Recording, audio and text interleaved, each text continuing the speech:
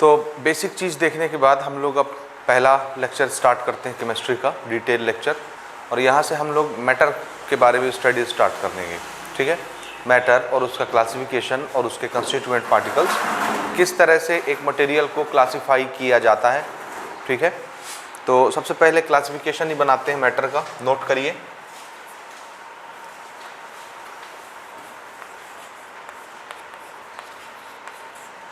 तो एक flow chart हम ड्रॉ कर रहे हैं।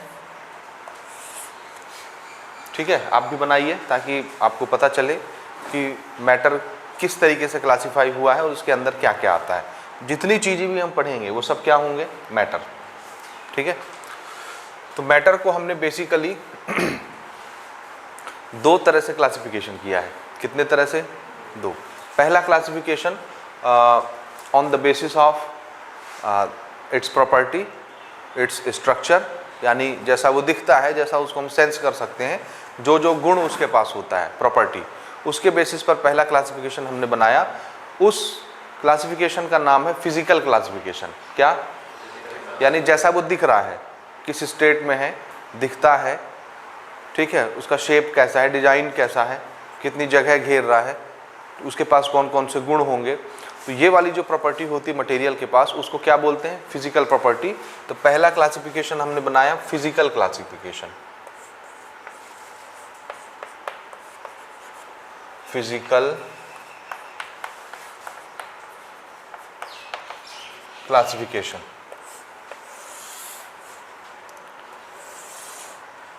ठीक है, और दूसरी तरह का क्लासिफिकेशन, एक मटेरियल किससे बना हुआ है, उसके कंस्टिट्यूएंट पार्टिकल्स क्या हैं, है ना। क्या बोला मैंने? एक मटेरियल किस चीज़ से बना है, उसके कंस्टिट्यूएंट पार्टिकल्स क्या चीज़ है। कंस्टिट्यूएंट पार्टिकल्स क्लियर है ना, कल के लेक्चर में हमने ऑलरेडी डिस्कस किया हुआ है। तो किस चीज़ से बना हुआ है, जिससे भी वो बना हुआ है उसका बिहेवियर कैसा है, वो किस कैटेगरी में फॉल करता है। ठीक है, यानी अब हम उसके टुकड़े करके उसके सबसे छोटे पार्टिकल तक जा रहे हैं, और उस छोटे पार्टिकल को अब हम इमेजिन कर रहे हैं कि वो किस कैटेगरी में आता होगा। ठीक है, और जो मटेरियल है वो बेसिकली किस तरह से रिएक्शन करेगा, यानी उसके पास केमिकल प्रॉपर्टी कौन कौन सी होगी। रिएक्शन करने वाली फीलिंग किस में आती है, केमिकल प्रॉपर्टी में। ठीक, तो दूसरे तरह का क्लासिफिकेशन जो आँख से नहीं दिखता, ठीक है, ये तो आँख से दिखने वाला हो गया फिजिकल क्लासिफिकेशन, जिसको मेजर कर सकते हैं, देख सकते हैं, उसके स्टेट को देख सकते हैं। एक दूसरे तरह का क्लासिफिकेशन होता है जो आँख से दिखता नहीं है। ठीक है, उसके बारे में हम स्टडी करते हैं, जिसकी वजह से कोई मटेरियल रिएक्शन करता है किसी दूसरे मटेरियल से, उसको बोलते हैं केमिकल क्लासिफिकेशन। तो दूसरी तरह का हमने क्लासिफिकेशन बनाया है केमिकल।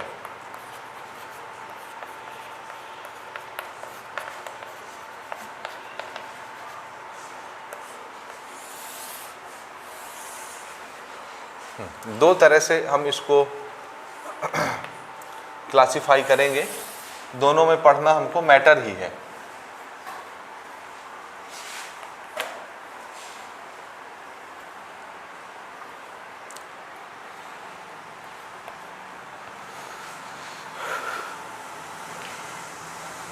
ठीक है, फिजिकल क्लासिफिकेशन पे पहले आते हैं। फर्दर इसको हमने 3 कैटेगरी में बांटा, 3। ठीक है, बेसिकली इसको 5 कैटेगरी में होना चाहिए, लेकिन 2 कैटेगरी हमारी इस दुनिया की नहीं है। हम अपनी इस दुनिया में सिर्फ 3 तरह की कैटेगरी देखते हैं, यानी एक मटेरियल को 3 रूप में देखते हैं। देखना, फिजिकली ऑब्जर्व करना। पहला सॉलिड,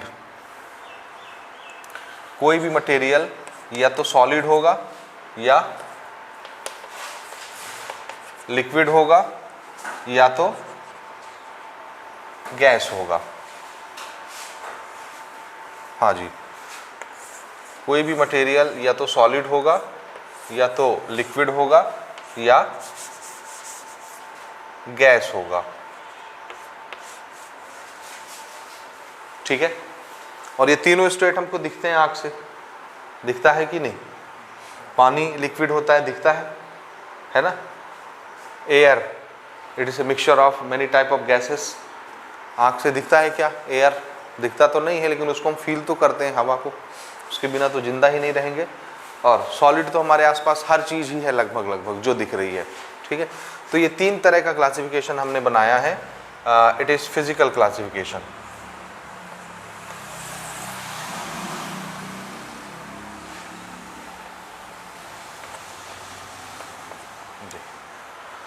फिजिकल क्लासिफिकेशन हो गया।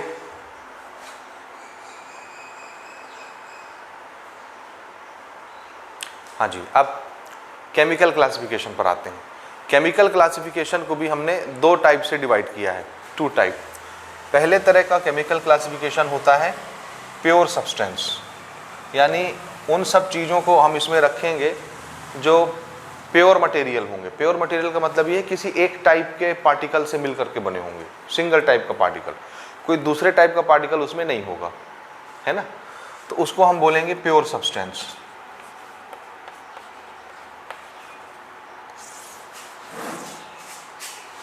और एक वो होगा जिसमें एक से ज़्यादा तरह के पार्टिकल होंगे, ग्रुपिंग होगी, बहुत सारे पार्टिकल्स एक दूसरे से कंबाइन होकर के कोई नई चीज़ बनाते होंगे। तो जब एक से ज़्यादा पार्टिकल आ जाएंगे तो वो प्योर नहीं रहेगा, इम्प्योर हो जाएगा, है ना। इम्प्योर चीज़ को बोलते हैं मिक्सचर। एक हमने प्योर सब्सटेंस बनाया और एक क्या बना दिया, मिक्सचर। तो दूसरी तरह का क्लासिफिकेशन इसमें हो गया इम्प्योर वाला, जिसको बोलेंगे मिक्सचर्स।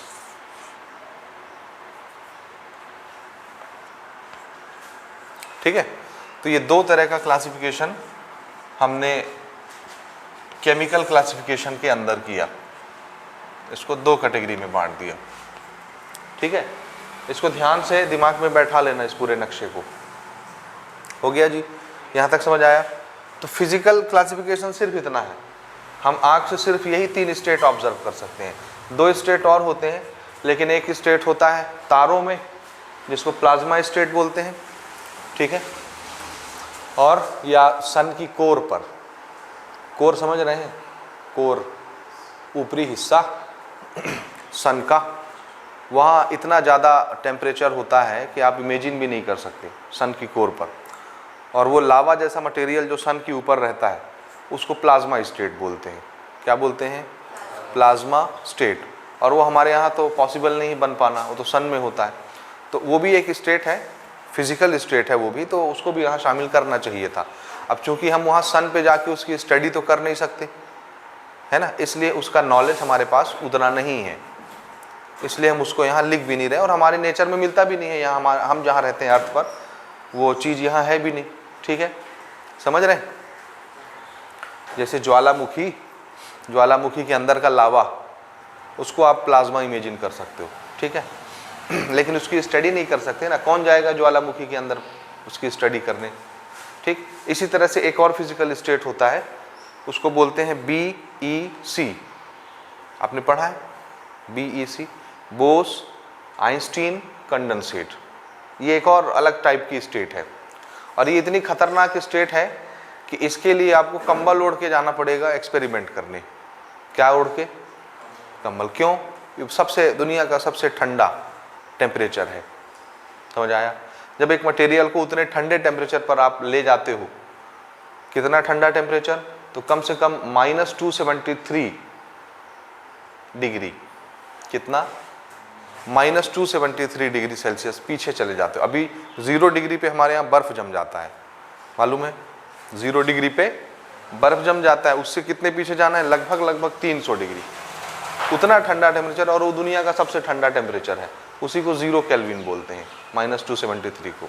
ठीक है, तो उस टेम्परेचर पर जो स्टेट बनती है किसी भी मटेरियल की, उसको बोलते हैं BEC, बोस आइंस्टीन कंडेंसेट। वो भी अचीव कर पाना मुश्किल है, उतना ठंडा टेम्परेचर में तो हम सर्वाइव भी नहीं कर पाएंगे, है ना। फ्रिज के अंदर बोलेंगे 10 मिनट बैठ जाओ, आप बैठ पाओगे क्या। अब वो तो सिर्फ -5 डिग्री सेल्सियस, -10 डिग्री सेल्सियस का टेम्परेचर है फ्रिज के अंदर। 0 में बर्फ जम जाता है, उससे भी ठंडा रहता है ना फ्रिज का अंदर का, तो -5 डिग्री होगा, -10 डिग्री होगा, लेकिन आपको हम -300 डिग्री भेज रहे हैं पीछे, और उतना टेम्परेचर अचीव कर पाना, वहाँ तक पहुँच पाना, सर्वाइव कर पाना मुश्किल है। इसलिए BEC, बोस आइंस्टीन कंडेंसेट के बारे में भी हमारे पास ज़्यादा नॉलेज नहीं है, तो उसको भी यहाँ हम शामिल नहीं करते। तो हम जिस दुनिया में रहते हैं वहाँ सिर्फ ये 3 ही टाइप के स्टेट हमको दिखते हैं मटेरियल की, या तो मटेरियल सॉलिड होगा, या लिक्विड होगा, या गैसियस होगा, बस। तो हम इसी 3 के बारे में स्टडी करेंगे, ठीक है, समझ रहे हो ना। लेकिन 2 और होते हैं, वो मैंने आपको बता दिए। अब देखिए केमिकल क्लासिफिकेशन को हमने 2 कैटेगरी में बांट दिया। एक प्योर सब्सटेंस, जो एक ही टाइप के मटेरियल से बनता है उसको प्योर सब्सटेंस बोलते हैं, ठीक है। और जो बहुत तरह के पार्टिकल से कंबाइन होकर के बनता है उसको मिक्सचर बोलते हैं, ठीक है ना। अब प्योर सब्सटेंस भी फर्दर डिवाइड होता है, ठीक है, ठीक है। और इसको भी 2 टाइप की कैटेगरी में हम बांट देते हैं। एक होता है हमारा एलिमेंट्स और दूसरा होता है कंपाउंड। एक हो गया एलिमेंट्स और दूसरा हो गया कंपाउंड। ये दोनों प्योर है ना। ये अलग बात है कि कंपाउंड में एक से ज्यादा तरह के एलिमेंट आ जाते हैं। जैसे HCl एलिमेंट है कि कंपाउंड है, तो एक से ज्यादा तरह के एटम अगर दिखे आपको, एक से ज्यादा तरह के पार्टिकल, 2 पार्टिकल दिख गया, 3 पार्टिकल दिख गया, तो उसको क्या बोलना है? उसको कंपाउंड बोलना है। समझ रहे हैं ना? समझे? 2 अलग अलग तरह का एटम अगर मिला तो वो क्या बन गया? कंपाउंड बन गया। लेकिन उसको एक फिक्स क्वांटिटी में मिलना है। ऐसा नहीं कि जितनी मर्जी उतना हाइड्रोजन आ गया, जितनी मर्जी उतना ऑक्सीजन आ गया और पानी बन गया H2O। ऐसा नहीं होता। हाइड्रोजन को और ऑक्सीजन को एक फिक्स रेशियो में मिलना रहता है, बाय मास। समझ गए? अपने वेट के हिसाब से। समझे कि नहीं समझे? 1 गुना हाइड्रोजन अगर आया है तो कम से कम 8 गुना पानी आए। समझ आई बात? 1 गुना हाइड्रोजन हो तो पानी ऑक्सीजन कितना होना चाहिए? 8 गुना। तो जब 1 गुना हाइड्रोजन 8 गुना ऑक्सीजन से कंबाइन करता है, ये गुना मैं किसके लिए ले रहा हूं? मास के लिए। समझे? यानी अगर मैं बोलूं कि 1 किलो हाइड्रोजन है तो ऑक्सीजन कितना होना चाहिए? उससे 8 गुना। कितना? 8 किलो। तो जब 1 kilo oxygen 1 kilo hydrogen 8 kilo oxygen से कंबाइन होगा तभी पानी बनेगा। अगर ऑक्सीजन 7 किलो है या 10 किलो है तो पानी नहीं बन सकता। 1:8 के रेशियो में जब वो कंबाइन होंगे तभी वो कंपाउंड बनेगा, वाटर बनेगा, और उसको हम क्या बोलेंगे? कंपाउंड। लेकिन इसमें एक से ज्यादा तरह के पार्टिकल आ गए, मैं फिर भी इसको प्योर सब्सटेंस के नीचे डाल रहा हूँ। इसलिए क्योंकि बस वो वही रहेंगे, हाइड्रोजन और ऑक्सीजन, उसके अलावा कोई थर्ड पार्टी नहीं आएगी। समझ गए? उसमें सिर्फ हाइड्रोजन हाइड्रोजन हाइड्रोजन या ऑक्सीजन ऑक्सीजन ऑक्सीजन ही रहेगा। तो ये भी एक टाइप का प्योर सब्सटेंस आप मान सकते हैं, क्योंकि एक फिक्स्ड रेशियो में मिलते हैं। समझ गए ना? और एलिमेंट्स किसको बोलते हैं? एलिमेंट्स ये तो प्योर सब्सटेंस होता है, सिंगल टाइप के पार्टिकल्स होते हैं, सिर्फ सिंगल टाइप के, कोई दूसरा मेंबर इसमें नहीं आता मिलने। और एलिमेंट्स के आपने पीरियोडिक टेबल देखा है, उसमें 100-150 तरह के आपको एलिमेंट्स दिखते हैं, वही एलिमेंट्स हैं। वो एटम जो दिखते हैं ना आपको, आप उसमें पढ़ते हो, वही एलिमेंट्स हैं। समझ रहे हैं? समझे कि नहीं? हाँ जी, वो एलिमेंट हैं। जैसे अगर मैं बोलूं कि हमारे इस नेचर में ऑक्सीजन गैस है, तो आंसर है हाँ है। उसका फॉर्मूला क्या है? O2 है ना, ये उसका मॉलिक्यूलर फॉर्मूला है O2। जबकि ऑक्सीजन का सिंबल क्या होता है? O, सिर्फ O। वो 2 क्यों लगा देते हैं? क्योंकि नेचर में O नहीं मिलता, O2 मिलता है। 2 ठो ऑक्सीजन आपस में कंबाइन हो करके ही मिलते हैं। आप सोचोगे अलग से सिंगल एटम मिल जाए ऑक्सीजन का, इट इज नॉट पॉसिबल। समझ गए? समझे कि नहीं? लेकिन उस ऑक्सीजन के साथ मिला कौन है? दूसरा ऑक्सीजन। ऑक्सीजन ही मिला है ना, तो ये भी ऑक्सीजन का एटम, दूसरा वाला भी ऑक्सीजन का ही एटम है, कोई तीसरे पार्टी का एटम नहीं होता। सिंगल एटम है, ऑक्सीजन ऑक्सीजन ऑक्सीजन। चाहे 1 लाख मेंबर होंगे लेकिन सब क्या होंगे? ऑक्सीजन। तो प्योर सब्सटेंस हो गया कि नहीं? एक जैसा सब्सटेंस है, सिंगल सब्सटेंस। ठीक है, तो ये हमने 2 कैटेगरी में प्योर सब्सटेंस को बांट दिया है।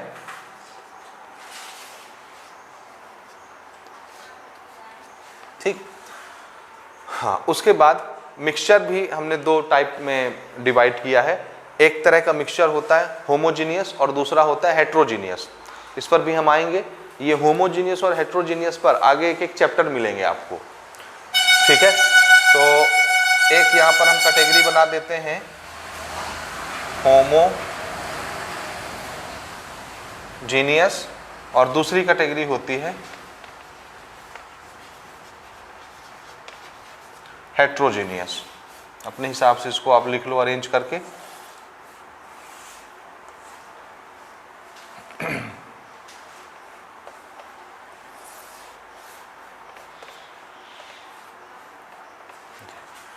होमोजीनियस और हेट्रोजीनियस 2 तरह के मिक्सचर हो सकते हैं।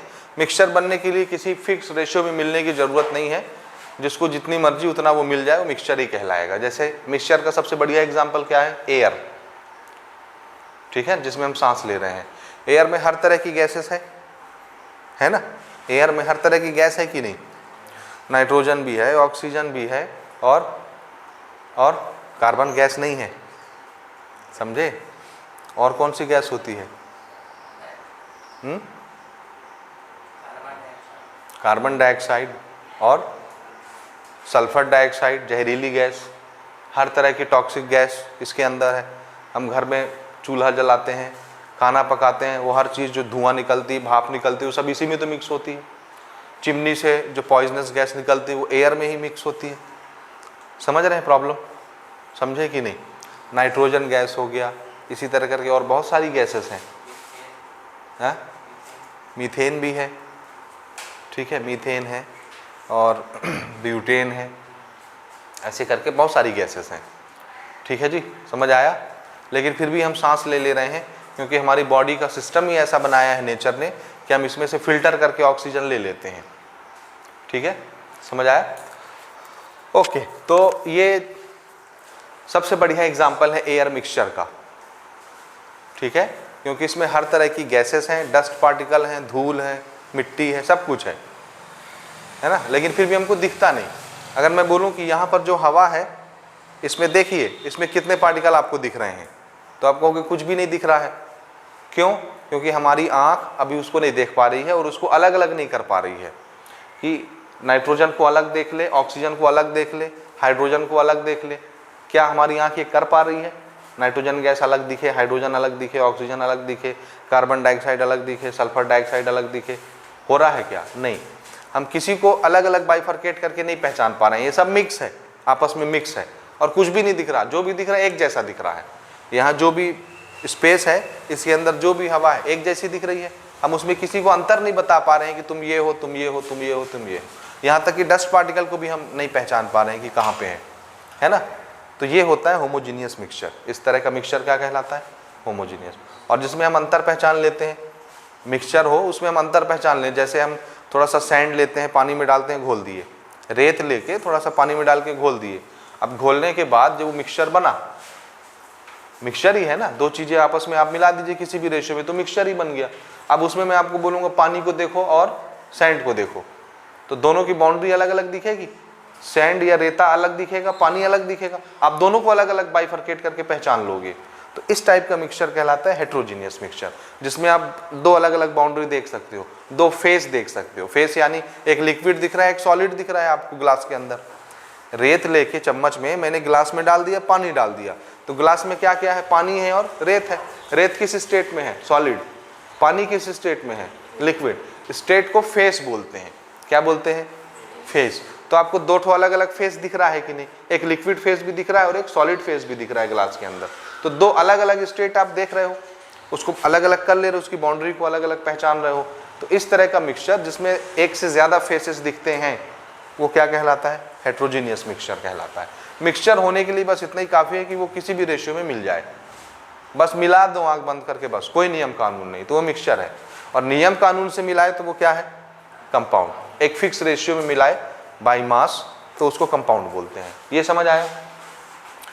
एलिमेंट तीन तरह के होते हैं, यानी जो पीरियोडिक टेबल आप देखते हो 108 तरह के एलिमेंट, 110 तरह के एलिमेंट जो आप याद करते हो और करोगे अभी तीसरे चैप्टर में, ठीक है जी। पूरा पीरियोडिक टेबल आपको याद करना है और हम करवाएंगे यहीं इसी बोर्ड में। आपको याद है? याद कुछ उसमें से कुछ कुछ है कि नहीं?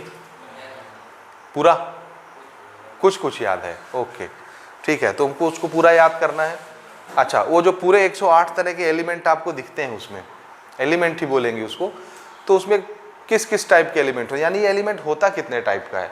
तो आंसर है उसको हमने 3 टाइप में बांट रखा है। पूरे पीरियोडिक टेबल में जितने भी एलिमेंट दिखते हैं वो सिर्फ 3 ही टाइप के होते हैं, ठीक है। अब वो कौन कौन से टाइप हैं? तो एलिमेंट या तो देखो मेटल होगा, या तो नॉन मेटल होगा,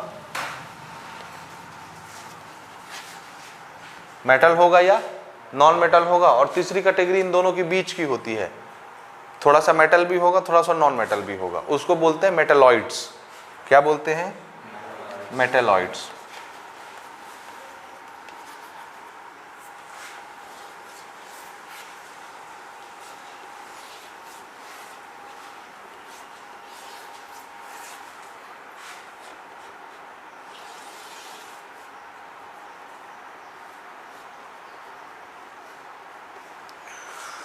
एलिमेंट तीन तरह के, या तो मेटल या नॉन मेटल, या थोड़ा सा मेटल थोड़ा सा नॉन मेटल, उसको मेटलॉइड्स बोलते हैं। ठीक है, यही तीन टाइप के एलिमेंट्स आपको पीरियोडिक टेबल में मिलेंगे, चौथा टाइप हमने बनाया ही नहीं है। ठीक है ना। इसी तरह से कंपाउंड भी दो तरह का होता है।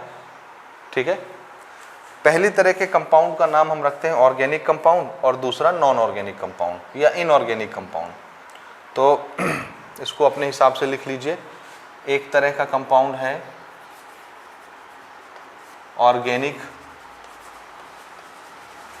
कंपाउंड, और दूसरे को बोलते हैं नॉन ऑर्गेनिक या इनऑर्गेनिक।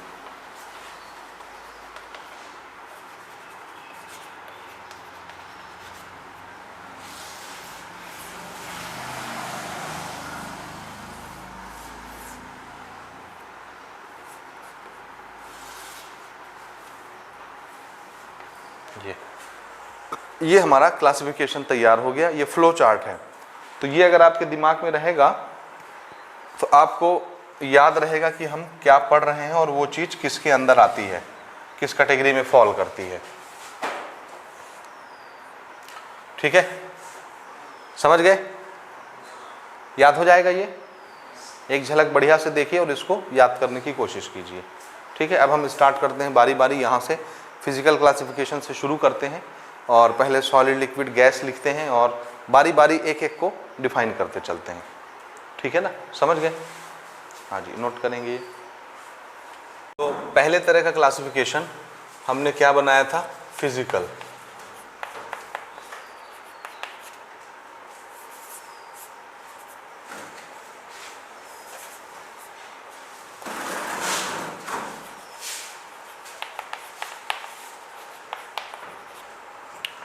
फिजिकल क्लासिफिकेशन में पहला स्टेट कौन सा बनाया हमने? Solid state. सॉलिड तो आप सब जानते हो। किसको सॉलिड बोलेंगे? किस प्रॉपर्टी की वजह से एक मटेरियल सॉलिड कहलाता है? बोलिए, कैसे डिफाइन करते हो सॉलिड को? हाँ, जिसे हम देख सकते हैं, सेंस कर सकते हैं। बोलिए। और जो हमारी इस दुनिया में थोड़ी बहुत जगह घेरता है, स्पेस ऑक्यूपाई करता है, और उसका वॉल्यूम फिक्स रहता है। वॉल्यूम का मतलब क्या होता है? जगह घेरना, है ना? है ना? तो एक सॉलिड को अगर एक रूप मिल गया है, कोई भी रूप, जैसे ये चौक है, ये सॉलिड है ना, यानी ये अभी बिखर के ऐसे फैल नहीं जाएगा पानी जैसे, ये यहीं पे रहेगा जैसे इसको डिज़ाइन दिया गया है, इसी डिज़ाइन में रहेगा, है ना? तो इसका शेप क्या है? फिक्स। बदलेगा क्या ये? कि बदल जाएगा, थोड़ी देर बाद बह जाएगा, ये इधर उधर चला जाएगा? नहीं बहेगा ना। तो इसका शेप क्या है? फिक्स। हमारे इस नेचर में ये जो जगह थी इतनी, जो इसने घेर रखा है, ये जगह भी क्या रहेगी इसकी? फिक्स। क्या ये जगह अभी इतनी सी घेरा है, थोड़ी देर बाद इतना घेर लेगा और बड़ा हो जाएगा और ज़्यादा जगह ऑक्यूपाई कर लेगा? ऐसा होगा क्या? नहीं। तो इसने जो वॉल्यूम ऑक्यूपाई किया है, वो वॉल्यूम भी क्या रहेगा? फिक्स। क्योंकि इसका शेप चेंज नहीं होना है, इसलिए जो ये जगह घेरता है वो जगह भी फिक्स, इसका वॉल्यूम भी फिक्स, सब कुछ फिक्स इसका, है ना? तो सॉलिड किसको बोलते हैं? जिसका वॉल्यूम डेफिनेट होता है। डेफिनेट यानी फिक्स होना, डेफिनेट। और जो डेफिनेट नहीं होता वो क्या होता है? इनफाइनाइट। समझे ना? Non definite. तो सॉलिड किसको बोलते हैं? Solid which possess definite volume and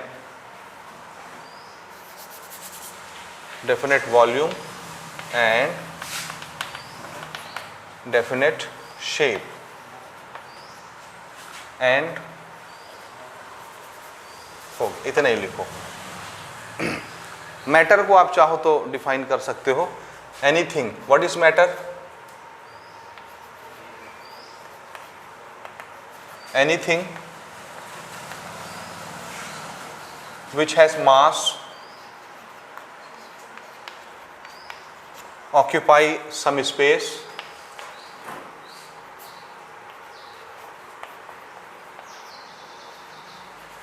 and can be sense, जिसको सेंस किया जा सकता हो, वो मैटर है। तो मैटर को भी हम इस तरह से डिफाइन कर सकते हैं। कोई भी मैटर मैटर के लिए ये कंपलसरी नियम है कि उसके पास मास होगा। मैटर है तो मास भी होगा, मैटर नहीं होगा तो मास नहीं होगा। जो चीज़ मैटर नहीं होती वो क्या होता है मालूम है? जो चीज़ मैटर नहीं होती, मटेरियल नहीं होता, तो वो क्या होता है? देखिए, दो तरह की चीज़ें हैं संसार में, सिर्फ दो तरह की। एक या तो मटेरियल होगा, यानी किसी पार्टिकल से बना होगा मिलके। पार्टिकल से बना होगा तो पार्टिकल के पास अपना मास भी होगा, तो पार्टिकल से जो चीज़ बनी मैटर, उसका भी मास होगा। तो कोई चीज़ अगर मैटर है तो उसके पास मास होगा ही होगा, मास को वो छोड़ नहीं सकता। ये वो इनहेरेंट प्रॉपर्टी होती है। इनहेरेंट प्रॉपर्टी किसको बोलते हैं? नहीं मालूम? नहीं मालूम? बोलिए। इनहेरेंट शब्द सुना है कभी आपने? इनहेरेंट प्रॉपर्टी नहीं सुना ना, ध्यान से समझिएगा। इनहेरेंट प्रॉपर्टी वो प्रॉपर्टी होती है जो उसके पास होता ही है, होता ही है। वो चाह के भी उसको त्याग नहीं सकता, और कोई चाह के भी उसको दे नहीं सकता। नेचर ने उसको दे के भेजा है। समझ आई बात? तो ये वो प्रॉपर्टी है जो नेचर ने उसको दी है, वो चाहे या ना चाहे, ये होती ही है, अपने आप होती है, अपने से होती है, किसी के देने से उसको नहीं मिलती। समझ आई बात? ना वो किसी को दे सकता है। ऐसी प्रॉपर्टी क्या कहलाती है? Inherent property. जैसे मास, अगर कोई मटेरियल, ये मटेरियल है तो इसका अपना मास होगा कि नहीं? क्योंकि ये पार्टिकल से बना है और पार्टिकल के पास मास होता है। तो अगर किसी चीज़ का नाम हम मैटर रखते हैं तो उसके साथ अपने आप चिपका हुआ क्या चला आता है? इसके पास मास होगा। तो संसार में मैं आपको बता रहा था सिर्फ दो तरह की चीज़ें होती हैं। एक या तो मटेरियल है जो सब दिख रहा है आपको चारों तरफ, सब मटेरियल है, सब मैटर है। दूसरी चीज़ जो नहीं दिखती वो क्या है? तो आंसर है वो रेडिएशन है, एनर्जी। दो ही चीज़ें हैं, या तो मैटर या एनर्जी। एनर्जी को रेडिएशन आप बोल सकते हैं। जैसे सूरज से आने वाली धूप, धूप धूप क्या है? रेडिएशन, एनर्जी है, और उसके पास मास नहीं होता है। समझ गए बात? समझे ना? समझे कि नहीं? मैटर के पास ये बंधा हुआ नियम है, उसकी मजबूरी है कि मास होगा, इनहेरेंट प्रॉपर्टी है उसकी, ठीक है ना? लेकिन रेडिएशन के पास ये गुण नहीं होता, उसके पास मास नहीं होता। तो हम अभी बात मैटर की कर रहे हैं तो पूरी बात मैटर की ही रहेगी, एनर्जी नहीं पढ़ेंगे अभी हम। तो अभी हम डिस्कस कर रहे हैं सॉलिड। किसको बोलना सॉलिड? जो कैसा हो, जिसका वॉल्यूम फिक्स हो और जिसका शेप भी फिक्स रहता है, ये चेंज नहीं होता, उसको क्या बोलते हैं? सॉलिड बोलते हैं। ठीक है जी। कोई एग्जांपल? जैसे वुड हो गया, गोल्ड हो गया, आयरन हो गया, एटसेट्रा। ये सारी चीजें क्या है? सॉलिड है। इसी तरह से लिक्विड, लिक्विड में क्या होता है? बोलिए, इन दो प्रॉपर्टी के बारे में इमेजिन कीजिए।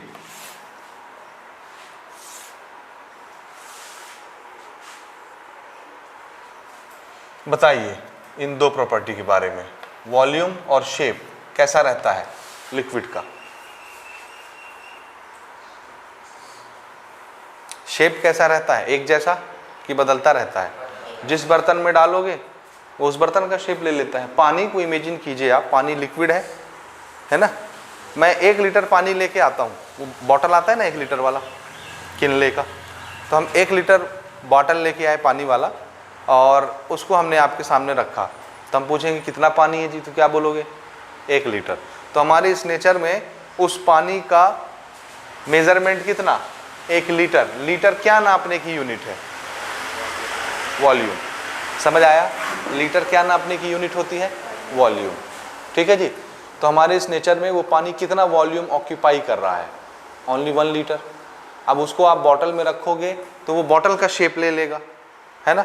अगर मैं उसको पतीली में रखूँगा तो पतीली का शेप ले लेगा। समझे बात कि नहीं समझे? समझे ना कि नहीं समझे? किसी और चीज़ में डालोगे वो उस चीज़ का शेप ले लेगा, तो उसका शेप कैसा रहता है? बदलता रहता है। लेकिन उसका वॉल्यूम 1 लीटर का 1 ही लीटर रहता है, वो 1.5 लीटर या आधा लीटर नहीं हो जाता। कि एक बर्तन में डाले तो 1 लीटर है, दूसरे बर्तन में डाले तो आधा लीटर हो गया। ऐसा होता है क्या? ऐसा होने लगे तब तो आप रोज़ दूध वाले को मारेंगे, है ना? हमने 2 लीटर दूध मंगाया, 2 लीटर का पैसा लेते हो, उसके बॉटल में दिखता है कि हाँ 2 लीटर है, 2 लीटर के बॉटल में लेके आया है। लेकिन जैसे ही हमारी पतीली में डालता है वो 1 लीटर हो जाता है, क्योंकि पतीली का शेप ऐसा रहता है। तो रोज़ उसको मारेंगे आप, तो ऐसा नहीं होता ना। 2 लीटर पहले उसके बॉटल में था, बॉटल के शेप में था। वही 2 लीटर जब आपने पतीली में लिया तो आपकी पतीली की शेप में आ गया, लेकिन रहेगा वो 2 लीटर ही। तो क्या चीज फिक्स रहती है उसकी? हाँ, तो इसको हम लिखेंगे डेफिनेट वॉल्यूम बट क्या?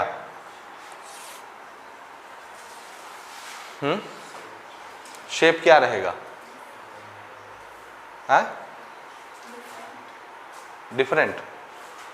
डेफिनेट यानी फिक्स होता है ना, definite volume but no definite shape.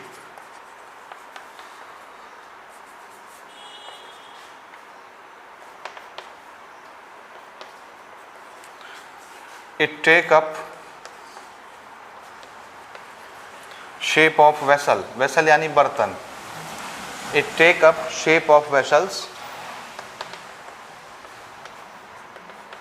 in which it is placed। यानी जिस बर्तन में आप पानी को डालोगे वो उसी बर्तन का शेप ले लेगा। ठीक है, लिक्विड के कुछ एग्जांपल्स बोलिए।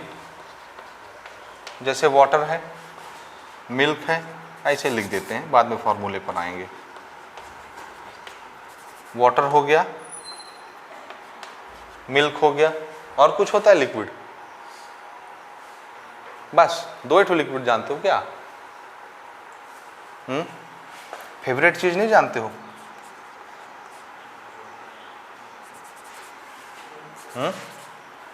क्या है स्पेलिंग अल्कोहल की? ये है। हा? और हा? OL, अल्कोहल, OL, ठीक है। और कुछ लिक्विड होता है? नहीं मालूम? नहीं मालूम? बस ये 3 ही लिक्विड जानते हो क्या? ये तो मैंने बताया आपको।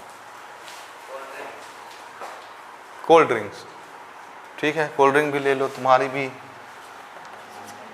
कोल्ड ड्रिंक्स एटसेट्रा, काफ़ी है। चलो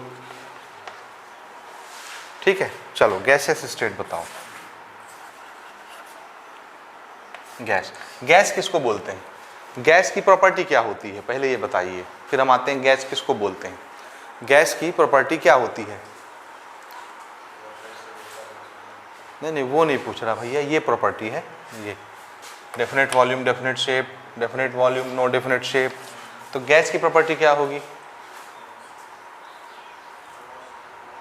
हाँ, इसको देखो रटना नहीं है, इसको आपको एग्जाम्पल से इमेजिन करना है, तब तो आपके दिमाग में हमेशा बना रहेगा ये। आप रटे तो गया, अभी याद रहेगा, कल भूल जाओगे, है ना। तो कैसे हम सोचेंगे गैस को? कोई भी गैस ले लीजिए, हाइड्रोजन, नाइट्रोजन, ऑक्सीजन, कोई भी गैस इमेजिन कीजिए।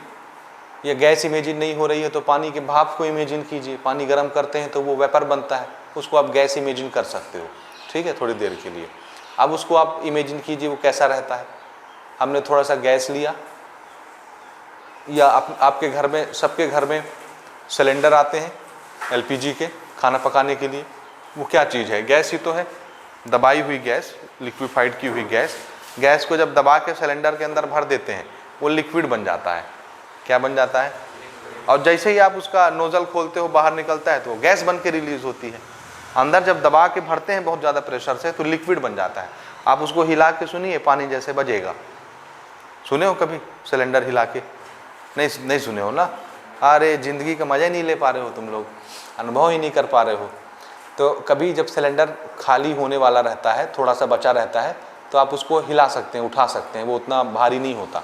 तो आप उसको हिला के सुनिए, वो पानी जैसे बजेगा। जैसे पानी बॉटल में आप हिलाते हो तो पानी की आवाज़ आती है, उसी तरह से सिलेंडर के अंदर से आवाज़ आएगी। इसका मतलब है आप क्या इमेजिन करोगे, उसमें क्या है? पानी, यानी वो लिक्विड स्टेट में है।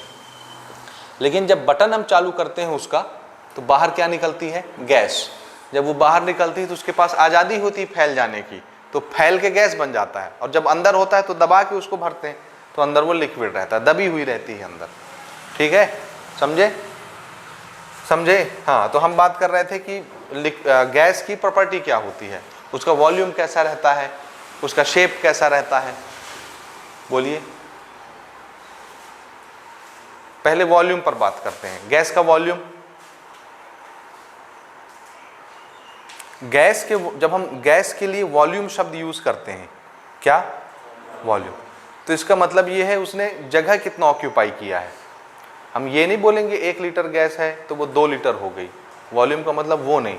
गैस के लिए जब हम वॉल्यूम का शब्द यूज करते हैं, भले उसको हम लीटर में नापते हैं, लेकिन आपको क्या इमेजिन करना है कि वो अभी इतने जगह पर है, कि इतने जगह पर है, कि इतनी जगह पर है। अगर इस कमरे में हम थोड़ा सा गैस ऐसे छोड़ दें, हाइड्रोजन, ऑक्सीजन, नाइट्रोजन या वाटर वेपर कुछ भी, तो क्या उसको मैं बोलूँगा कि यहीं पे रहना भैया इतनी जगह में, और पूरा कमरा खुला हुआ है, पूरी आज़ादी, पूरा स्पेस खाली है, तो क्या वो गैस यहीं पे रहेगी, ये फैल जाएगी? फैल जाएगी। अच्छा, वो 1 लीटर गैस थी, कितनी थी? 1 ही लीटर गैस थी, तो 1 लीटर गैस को मैंने यहाँ पे ऐसे छोड़ दिया और बोल दिया इतने में रहना, तो रहेगी क्या? आंसर है नहीं। वो क्या होती है, गैस की प्रॉपर्टी क्या होती है? फैलने की। तो गैस फैली, एक्सपांड हुई, फैल गई। तो पहले वो इतनी जगह को ऑक्यूपाई की थी, स्पेस इतना सा लिया था उसने, जैसे ही फैली तो स्पेस इतना ले लिया, तो ये इतने वॉल्यूम में समाई हुई थी, इतना स्पेस हमारे नेचर में ले रही थी। जैसे ही आपने उसको अलाउ किया, वो ऐसे फैल गई। अब वो कितना जगह घेर रही है? इतना। और आपने उसको अलाउ किया, इतना जगह घेर लिया। थोड़ी देर आप कमरे से बाहर चल जाइए, 10 मिनट बाद लौट के आइए, गैस कहाँ है? नहीं दिखेगी। कहाँ गई? पूरे कमरे में बिखर गई, फैल गई। होता है कि नहीं? जब आपके घर से एलपीजी लीक होती है तो आप क्या देखते हो? पूरे कमरे में फैल गई है, कहीं पर भी आप माचिस मारोगे तो आप आग लग जाएगी। होता है ऐसा कि नहीं? क्योंकि पूरे कमरे में फैल गई है। और निकली तो सिर्फ 1 ही लीटर गैस थी, लेकिन वो है कहाँ कहाँ है? तो जितना बड़ा आपका कमरे के अंदर का स्पेस है, वॉल्यूम है, वो उसने उस वॉल्यूम को ऑक्यूपाई कर लिया है, पूरे वॉल्यूम को घेर लिया है। समझ रहे हैं? समझे कि नहीं? लेकिन पानी में ऐसा नहीं होता। पानी को देखो, ये एक बर्तन है और 1 लीटर पानी अगर हम इस बॉटल में ऐसे रखते हैं, सपोज इमेजिन करना, इस बॉटल में 1 लीटर पानी ऐसे डला हुआ है, इसको ध्यान से समझना। तो उस पानी ने अभी इस बॉटल का शेप ले रखा है ना? जैसे ही मैं इस पानी को इसमें डालूंगा तो वो पानी ऐसे आ जाएगा, ये बस इतना ही आया, और इसको हमने बंद कर दिया। वो 1 लीटर पानी अब कहाँ आ गया? बर्तन में। बर्तन का शेप ले लिया ना, पहले ऐसे पानी था, अब ऐसा हो गया, पानी बर्तन के शेप में आ गया। क्या ये पानी फैल के यहाँ चढ़ जाएगा ऊपर? नहीं चढ़ेगा। लेकिन अगर हम बात करें कि देखो भैया ये गैस है, ये इसमें भरी हुई है ऐसे सिलेंडर में, ठीक, ये 1 लीटर गैस, और इसको हम इस बर्तन में डालना चाहते हैं। तो जैसे ही आप इस गैस को, ये गैस है और ये क्या था? वाटर, जैसे ही इस बर्तन में डालते हैं तो शुरू में तो गैस आप देखोगे यहाँ है ना, और बर्तन आपने बंद कर दिया। 1 लीटर गैस कहाँ गई? यहाँ। लेकिन गैस की प्रॉपर्टी क्या होती है? वो क्या होता है? फैलता है। तो आप देखोगे फैल के वो पूरा ऐसे, जितना बड़ा ये कमरा है, जितना बड़ा ये बर्तन है, पूरे बर्तन में फैल जाएगा। भले आपको नहीं दिखेगा, उसके मॉलिक्यूल दूर दूर हो जाएंगे, लेकिन वो फैल जाएगा पूरे कमरे में। तो पूरे वेसल में वो अपना स्पेस बना लेता है। समझ आ रहा है? फैल जाता है पूरा। आप इससे भी बड़ा 10 गुना बड़ा कमरा ले जाइए, वो 10 गुने बड़े कमरे में फैल जाएगा। समझ आ रहा है? लेकिन वाटर के पास ये प्रॉपर्टी नहीं होती। वो सिर्फ क्या करता है, अपने शेप को चेंज कर लेता है। जैसा पतीली का शेप होता है वो उस शेप में ढल जाता है, लेकिन वो फैलता नहीं और पूरे कमरे पे कब्जा नहीं करता। लेकिन गैस क्या करती है? आप उसको छोटे से कमरे में बंद कीजिए, वो छोटे से कमरे में फैल जाएगी। आप उसको 1000 गुना बड़े कमरे में छोड़ दीजिए तो वो उसमें फैल जाएगी, पूरा स्पेस ऑक्यूपाई कर लेगी। समझ आया? तो ये क्या कर रही है? वॉल्यूम को बढ़ा रही है, और जितना बड़ा वेसल का वॉल्यूम होता है वो उसमें फैल जाती है। समझ रहे हैं? वाटर में ऐसा नहीं होता। ये दोनों में अंतर समझ में आ रहा है, वाटर और गैस में, कि नहीं आया? बोलिए, आ रहा। तो इसका वॉल्यूम कैसा है? फिक्स है कि नहीं है? नहीं है। और इसका वॉल्यूम, हमारे इस नेचर में पहले भी ये पानी 1 ही लीटर का जगह घेरता था। जितने मॉलिक्यूल्स आपस में मिल करके पानी बने थे, 1 लीटर पानी बने थे, वो 1 ही लीटर का स्पेस ऑक्यूपाई कर रहे थे, 1 ही लीटर का वॉल्यूम ऑक्यूपाई कर रहे थे। पहले इस डिजाइन में थे, तो 1 लीटर का वॉल्यूम ऑक्यूपाई किया। अब इस डिजाइन में आ गए, अभी भी 1 ही लीटर का वॉल्यूम ऑक्यूपाई किया है। समझ रहे हो? समझे कि नहीं? हाँ, ये एरिया बड़ा हो गया है तो आपको लगेगा कि नहीं भैया पहले तो इतना ऊंचा था, अब तो लंबाई भी आ गई ना, लेकिन है कितना, मॉलिक्यूल तो उतने ही दूर दूर है ना वाटर के, वो तो आगे पीछे नहीं हुए। ये समझिए, थोड़ा सा थिंकिंग प्रोसेस को लंबा चौड़ा कीजिए। वाटर के मॉलिक्यूल को इमेजिन कीजिए, मॉलिक्यूल आपस में चिपक चिपक के कंपाउंड बनाते हैं। तो ये एक ऐसा कंपाउंड है जिसके पास बहने की प्रॉपर्टी है, फ्लो हो सकता है, ये है ना। अभी ये इस शेप में था, कितना था, हमारे इस नेचर में जगह कितनी घेर रहा था, 1 लीटर। इस जगह का नाम 1 लीटर है वॉल्यूम। और हमने जैसे ही पतीली में डाला वो ऐसे बिखर गया, लेकिन अभी भी कितनी स्पेस ऑक्यूपाई कर रहा है, 1 ही लीटर। लेकिन गैस 1 लीटर इसके अंदर ऑक्यूपाई किया था स्पेस, वॉल्यूम कितना था, 1 लीटर। जैसे ही यहाँ छोड़ दिए, इसने अपने वॉल्यूम को बढ़ा लिया, जितना बड़ा कमरे के अंदर स्पेस था, जितना भी वॉल्यूम था, समझ गए, लीटर में नापो या सेंटीमीटर क्यूब में नापो या मीटर क्यूब में नापो, वॉल्यूम तो दोनों तरीके से नाप सकते हैं आप ना। और लीटर को इसमें चेंज भी किया जा सकता है सेंटीमीटर क्यूब में या मीटर क्यूब में। तो सपोज आप इमेजिन कीजिए ये 10 सेंटीमीटर क्यूब का कमरा था, इस तरह का डिजाइन वाला। तो इस समय गैस का वॉल्यूम कितना है, 10 सेंटीमीटर क्यूब, समझ गए। और जैसे ही इसमें डाले, इस कमरे का वॉल्यूम है 100 सेंटीमीटर क्यूब, तो गैस जब इसमें आई तो पूरी कमरे में फैल गई। अब गैस का वॉल्यूम कितना है, 100 सेंटीमीटर क्यूब, ठीक है। लेकिन रहेगी वो 1 लीटर की 1 लीटर, क्योंकि उससे ज़्यादा मॉलिक्यूल तो आए नहीं ना, वही मॉलिक्यूल फैले हैं। तो अगर यहाँ पर वो 1 लीटर थी तो यहाँ भी कितनी होगी, 1 लीटर। लेकिन वो फैल गई है, पूरा वॉल्यूम उसका फैल गया है, बढ़ गया है वॉल्यूम, ज़्यादा स्पेस में अब वो 1 लीटर है। पहले वो 1 लीटर इतने से स्पेस में थी और अब वो 1 लीटर इतने से स्पेस में फैली हुई है। तो इसका वॉल्यूम सेम है कि बदल रहा है, इसका शेप एक जैसा रहता है कि बदल जाता है। तो ना तो इसका वॉल्यूम फिक्स होता है और ना शेप फिक्स होता है। तो आप यहां पे लिखिए, नाइदर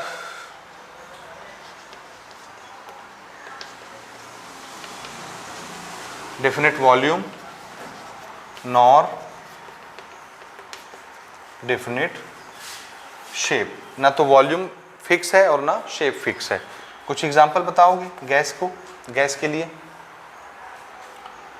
हाइड्रोजन गैस है, ऑक्सीजन गैस है, और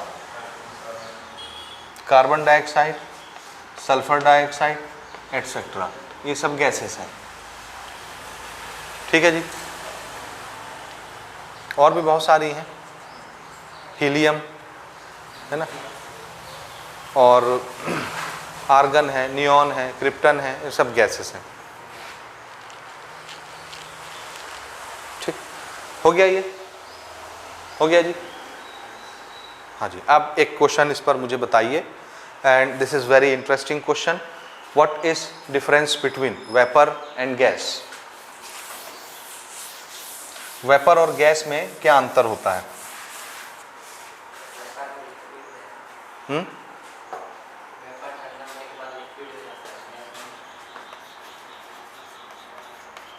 वेपर और गैस, इन दोनों में क्या अंतर है? देखिए, वेपर सिर्फ गैसियस स्टेट को रिप्रेजेंट करती है। किसको? गैसियस स्टेट को, ठीक है। गैस बन जाती है, गैसियस स्टेट में पहुंच जाती है, इसलिए उसको हम वेपर बोलते हैं। लेकिन जैसे ही हम नॉर्मल टेम्परेचर पर आते हैं, नॉर्मल टेम्परेचर का मतलब क्या है? हमारा रूम टेम्परेचर। और रूम टेम्परेचर कितना होता है? रूम टेम्परेचर कितना होता है? कितना होता है रूम टेम्परेचर?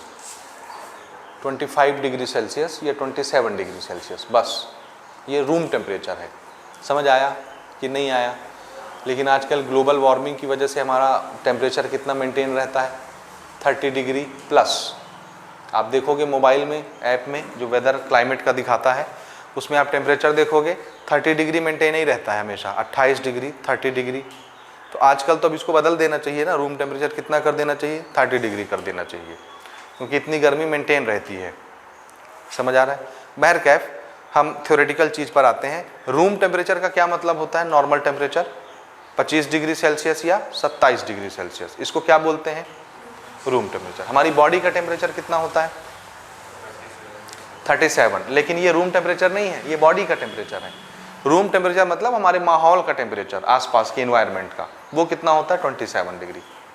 ठीक है, तो इसको हम नॉर्मल टेम्परेचर मानेंगे। 30 डिग्री को नॉर्मल टेम्परेचर मान लो आप, मोटा मोटा 27 ही है, लेकिन उसको आप मोटा मोटा क्या मान सकते हो? 30 डिग्री। तो ये नॉर्मल टेम्परेचर हो गया। इस टेम्परेचर पर जो चीज़ गैसियस स्टेट में रहेगी, गैसियस स्टेट में, रूम टेम्परेचर पर, बेस लाइन किसको बना रहे हैं हम? Room temperature. रूम टेम्परेचर पर जो चीज़ गैसियस स्टेट में रहेगी, यानी ये वाली प्रॉपर्टी शो करके दिखाएगी कि उसका ना तो वॉल्यूम फिक्स होगा और ना शेप फिक्स होगा, तो उसको हम क्या बोलेंगे? गैस बोलेंगे, रूम टेम्परेचर पर। और जो रूम टेम्परेचर पर ये वाली प्रॉपर्टी शो करेगी कि वॉल्यूम तो फिक्स रहेगा लेकिन शेप फिक्स नहीं रहेगा, उसको क्या बोलेंगे? लिक्विड। और जो रूम टेम्परेचर पर ये वाली प्रॉपर्टी शो करेगी, वॉल्यूम भी फिक्स और शेप भी फिक्स, उसको क्या बोलेंगे? हाँ, अगर आपने टेम्परेचर बढ़ा दिया, हीट देके पानी को हमने गर्म किया 100 डिग्री पर, उससे वेपर निकलने लग गया, भाप बना, उसको भाप को जब हम देखेंगे तो वो क्या है? वो तो गैस ही बन गई ना, क्योंकि उसके पास ये प्रॉपर्टी आ गई। अब उस वेपर को आप बॉटल में रखोगे तो बॉटल का शेप ले लेगा, बड़े कमरे में छोड़ दोगे तो फैल जाएगा। गैस बन गई कि नहीं? लेकिन कब बनी? 100 डिग्री सेल्सियस पर बनी। लेकिन जैसे ही उसको उसकी औकात दिखाओगे कि भैया आ जाओ 30 डिग्री पर, 27 डिग्री सेल्सियस पर, तो वापस क्या बन जाएगी? ठंडी होकर पानी बन जाएगी। तो जो चीज़ रूम टेम्परेचर पर जिस स्टेट में होती है उसको उसी स्टेट में हम मानते हैं।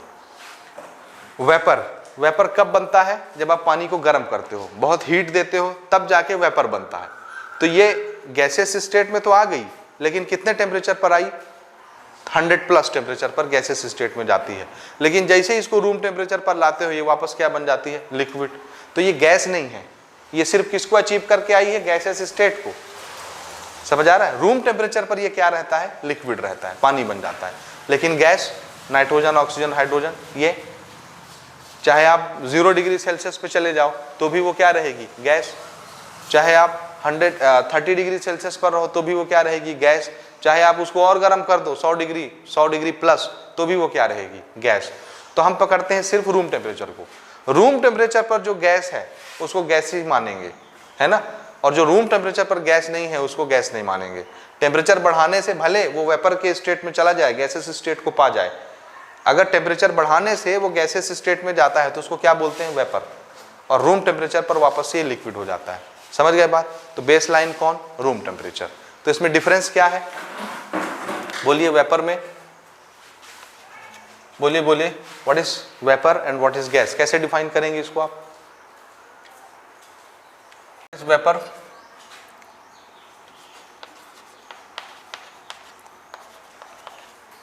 Vapour achieve gaseous state when heated up and becomes liquid at room temperature.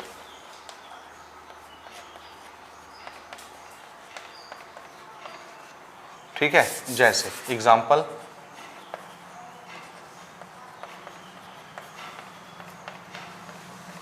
Water vapour, ठीक है ना?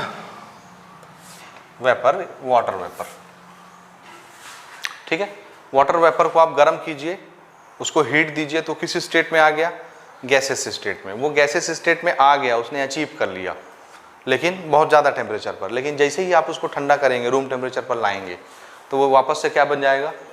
लिक्विड बन जाएगा, ठीक है। तो गैस नहीं बोल सकते उसको हम लिक्विड ही बोलेंगे वाटर को, ठीक है। समझ गए ना? जो ज़्यादा टेम्परेचर पर जा करके गैस बने उसके लिए शब्द क्या है? वेपर, उसको वेपर बोलना है। और जो रूम टेम्परेचर पर ही गैस बनी रहे तो उसको क्या बोलते हैं?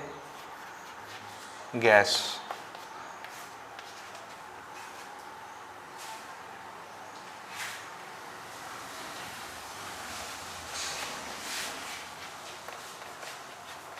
Gaseous state at room temperature,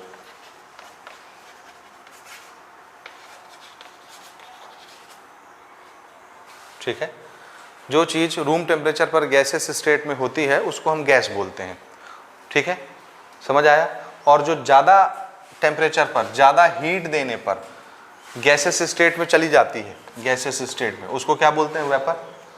समझ रहे हैं ना? ज़्यादा हीट यानी रूम टेम्परेचर से ज़्यादा अगर टेम्परेचर हो गया और वो गैस में दिख रहा है तो उसको हम वेपर बोलेंगे, गैस नहीं बोलेंगे। गैस का फैसला कब होगा? कितने टेम्परेचर पर? Room temperature 27 degree 30 degree Celsius पर। उस टेम्परेचर पर जो चीज़ गैस है वो गैस है, जो चीज़ लिक्विड है वो लिक्विड है। तो हम ये जो 3 स्टेट पढ़ रहे हैं ये रूम टेम्परेचर पर पढ़ रहे हैं। समझ आया कि नहीं आया? अगर हम टेम्परेचर और प्रेशर बदल देंगे तो ये सारी चीज़ें चेंज हो जाएंगी। सॉलिड लिक्विड में आ जाएगा, लिक्विड गैस में आ जाएगा, गैस और किसी में चेंज हो जाएगा अगर टेम्परेचर प्रेशर चेंज करते हैं तो इनको डिफाइन करने के लिए हमको यहाँ लिख देना चाहिए eight normal temperature pressure, room temperature पर NTP। तभी हम किसी चीज़ को सॉलिड, लिक्विड और गैस बोल सकते हैं।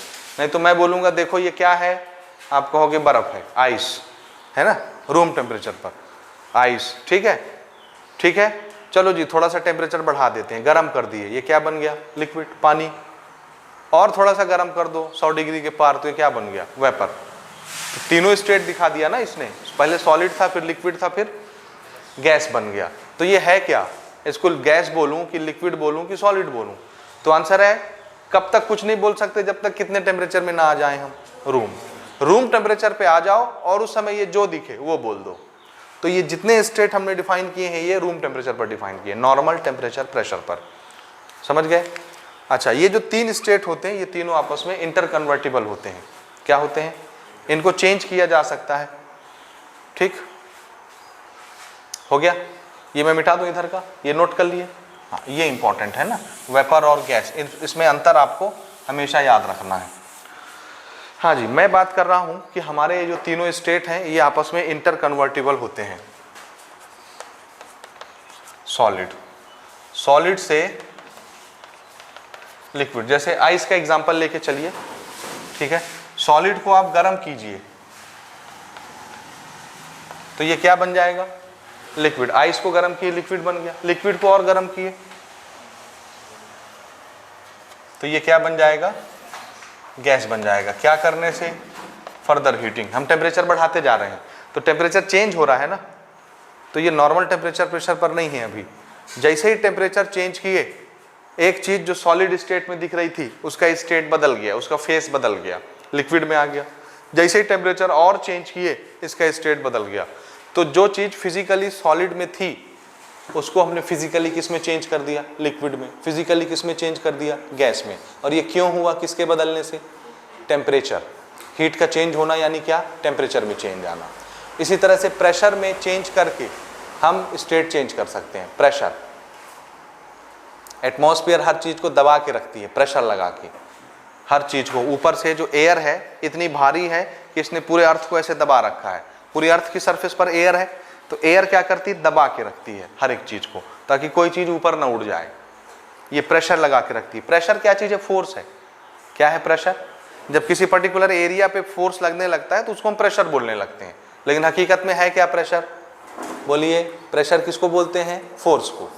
अगर मैं इतने से एरिया पर फोर्स लगाने लग जाऊं, इतने से एरिया पर, तो इस एरिया के लिए इस फोर्स को फोर्स नहीं बोलना, क्या बोलने लग जाएंगे हम? प्रेशर। मैं क्या लगा रहा हूं? प्रेशर लगा रहा हूं। लेकिन एक्चुअल में लगा क्या रहा था? फोर्स। तो प्रेशर होता क्या है? फोर्स होता है। लेकिन उसको प्रेशर क्यों बोलने लगते हैं? जब हम एक पर्टिकुलर एरिया चूज कर लेते हैं, उस एरिया पर जब फोर्स लगता है तो उसको क्या बोलने लगते हैं? Pressure. So pressure is what? Force per unit area. समझ आ रहा है? ऐसे इसको याद रखो। तो चाहे आप टेम्परेचर चेंज करें, चाहे आप प्रेशर चेंज करें, टेम्परेचर और प्रेशर को चेंज करके हम स्टेट चेंज कर सकते हैं किसी भी मटेरियल का। समझ गए? अब हम 100+ पे आ गए। अगर मैं टेम्परेचर कम कर दूं तो क्या होगा? ठंडा करूं तो ये क्या होगा? ठंडा करने से लिक्विड, और ठंडा कर दिए फ्रिज में डाल के तो फिर से बर्फ जम गया। यही होता है ना डेली लाइफ में। अब इस मेथड को क्या बोलते हैं ये हम आगे डिस्कस करेंगे जब हम 5वां चैप्टर पढ़ेंगे, क्योंकि ये वापस से आना है। तो सॉलिड से जब हम लिक्विड जाते हैं तब उसको क्या बोलते हैं? लिक्विड से हम गैस जाते हैं तब उसको क्या बोलते हैं?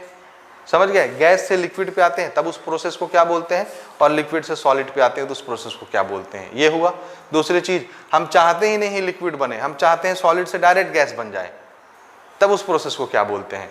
गैस से हम चाहते ही नहीं है कि ठंडा करें तो लिक्विड बने, हम चाहते हैं डायरेक्ट गैस को ठंडा करें सॉलिड बन जाए, तब उस प्रोसेस को क्या बोलते हैं। ये हम आगे बात करेंगे 5वें चैप्टर में, अभी नहीं, ठीक है ना। अभी हमारा टॉपिक सिर्फ क्या बताना है कि जो तीनों स्टेट है वो आपस में इंटर कन्वर्टिबल होते हैं, क्या चेंज करने से, टेम्परेचर या प्रेशर, ठीक है ना। तो आप यहां पे नोट करके लिख लीजिए, all 3 states are इंटरकन्वर्टिबल।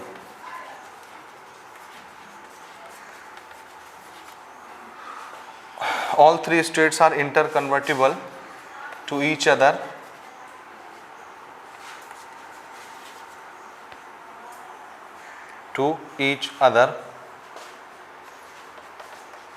with change in temperature and pressure। Temperature और प्रेशर को बदल देने से ये आपस में चेंज होते रहते हैं, सॉलिड लिक्विड में, लिक्विड गैस में, और गैस लिक्विड में, लिक्विड सॉलिड में, ठीक। तो ये चीज़ नोट करो बढ़िया से।